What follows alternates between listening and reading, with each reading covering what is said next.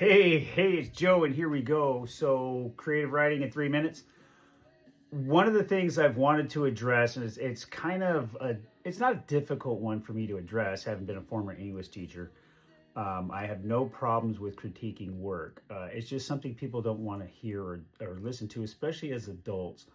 As adults, we don't like to be criticized. Everybody doesn't like to be criticized, but particularly as adults, it gets harder to accept it in a lot of ways. And then in my experience, as I got even older, it's gotten easier to accept. But one of the best things that you can do to move forward as a writer is not to continue to write alone or to write in silence, so to speak.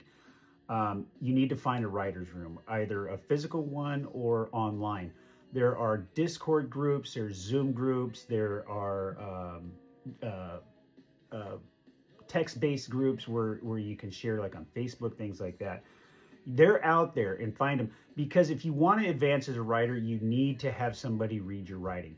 And that is very hard. When I started back in college back in the 80s, it was difficult because we'd have to print off a copy for everybody.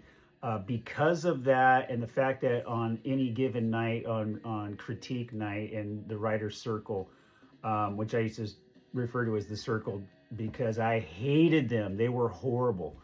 And it was like going into combat, going into the arena, 6 go in and 1 comes out. It was brutal.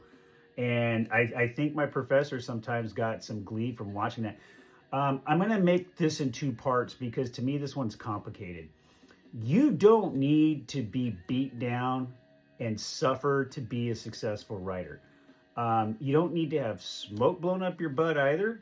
That's not going to help you. But there's a very valid in between. And over the years, because I've always taken classes, you have to take classes if you want to be successful at this.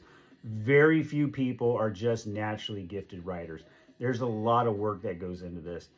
And I've been fortunate enough to take, on average, a creative writing class about every 5-ish years over the last 40 years. And sometimes that includes screenwriting and playwriting as well. Different versions of that, advanced, intermediate, whatever. But the critiques have gotten bit better. There's that in between, and we're going to get more into those. But the days of printing out enough sheets so that everybody could read, and you had to keep your story short because you only had so many hours to read everybody's story, and the combativeness of those days are gone. And if you're a part of a group like that and you don't like it, leave it. It's not going to benefit you to be afraid to share your work.